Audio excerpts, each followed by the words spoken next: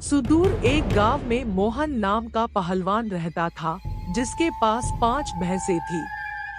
दिन भर भैंसों की देखभाल करना और उनका दूध पीना ही मोहन की दिनचर्या थी।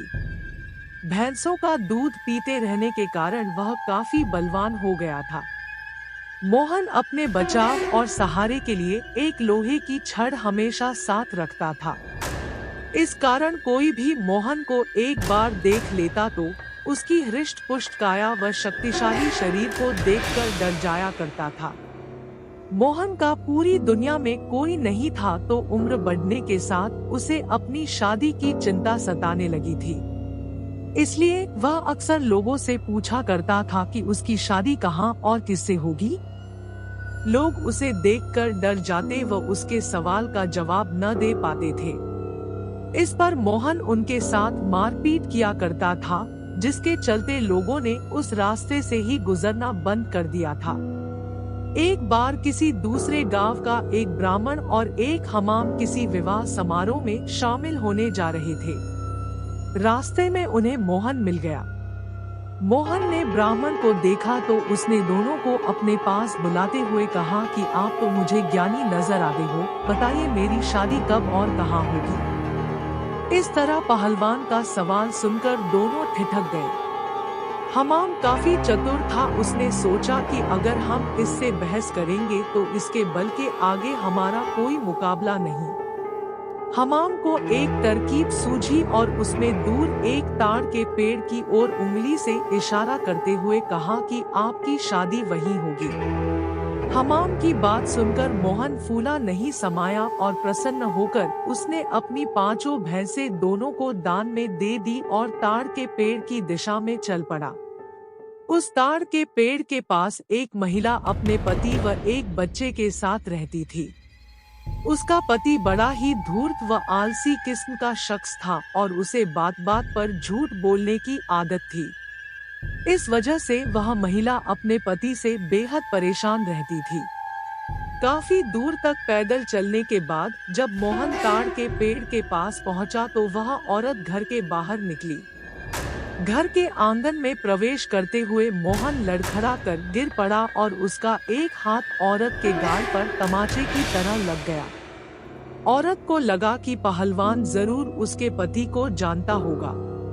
अपने एक हाथ से गाल मलते हुए औरत ने पहलवान को अतिथि कक्ष में बैठने के लिए कहा और उसे जलपान कराने लगी। इतने में औरत का पति वहां पहुंच गया। एक पराये मर्द के साथ अपनी पत्नी को देखकर वह गुस्से से मोहन की ओर इशारा कर पत्नी से पूछने लगा कि यह शख्स कौन है। औरत ने डरते हुए कहा कि उसे लगा कि वह परिचित है, इसलिए उसने उसे भीतर आने दिया। अपनी पत्नी की बात सुनकर वह शख्स और भी क्रोधित हो गया और लड़ने के लिए मोहन की ओर झपका। शख्स को रोकने के लिए मोहन ने अपने लोहे की छड़ उसके सिर पर रख दी, जिससे वह आदमी वहीं मर गया। यह सब दृश्य देखकर उसकी पत्नी रोने लगी। माहौल को देखकर पहलवान वहां से जाने लगा तो उस औरत ने मोहन को रोक लिया और कहने लगी कि उसके पति के अलावा घर में कमाने वाला कोई नहीं था और उनकी मृत्यु के बाद अब तुम्हें हमारे साथ ही रहना होगा। इसके बाद मोहन उस औरत के साथ उसी घर में रहने लगा। मोहन को भैंसों का दूध पीने के अलावा कोई काम नहीं आता था। ऐसे में कुछ दिन बाद जब घर का राशन खत्म होने लगा तो महिला ने उससे कहा कि वह बाहर जाकर कुछ कमा कर लेकर आए या फिर राजा के पास जाकर खेती के लिए जमीन मांग ले ताकि वह खेती कर अपना भरण पोषण कर सके। महिला की बात सुनकर पहलवान अपने लोहे की छड़ उठाए राजमहल की ओर चल पड़ा। राजमहल के पास पहुंचने पर सभी द्वारपाल और सैनिक मोहन की काया देखकर डर से कांपने लगे और तुरंत राजा तक सूचना पहुंचाई कि कोई बलवान हाथ में लोहे की छड़ लिए महल की ओर बढ़ता चला आ रहा है। सूचना पाकर राजा ने तुरंत अपने मुंशी को बुलाया और उसे तत्काल पहलवान के पास जाकर आने का कारण पूछने को कहा। पहलवान मुंशी को खेती के लिए जमीन मांगने की अपनी विनती बताता है। संदेश लेकर राजा के पास पहुंचने पर राजा पहलवान को ढेर सारी जमीन देने का आदेश देता है। मुंशी बेहद चतुर होता है, तो वह राजा द्वारा पहलवान को दी गई अधिकांश जमीन स्वयं के लिए रखकर मोहन को कब्रिस्तान के पास एक बंजर जमीन का छोटा सा टुकड़ा दे देता है, जिसे पाकर पहलवान खुशी खुशी वापस लौट जाता है। उस बंजर जमीन के पास के बीच में एक पीपल का पेड़ होता है, जिस पर भूतों का बसेरा होता है। जमीन को फसल उगाने योग्य बनाने के लिए जब पहलवान जुताई शुरू करता है, तो पेड़ के कारण उसे खेत जोतने में परेशानी आने लगती है। मोहन उस पेड़ को उखाड़ने की ठान लेता है और अपनी लोहे की छड़ से उस पर प्रहार करता है, जिससे करीब 150 भूत पेड़ से नीचे गिर जाते हैं और गुस्से से पहलवान की ओर लड़ने के लिए दौड़ते हैं। पहलवान अपनी छड़ से सभी भूतों के छक्के छुड़ा देता है। पहलवान से जीतना असंभव जानकर भूत मोहन के सामने पेड़ न काटने की गुजारिश करने लगे। भूतों ने कहा, यह हमारा घर है, हम कई साल से यहाँ रह रहे हैं, हमारे घर को मत उजाड़ो। भूतों ने इसके बदले खेतों में काम कर उपज मोहन के घर पहुँचाने का प्रस्ताव रखा।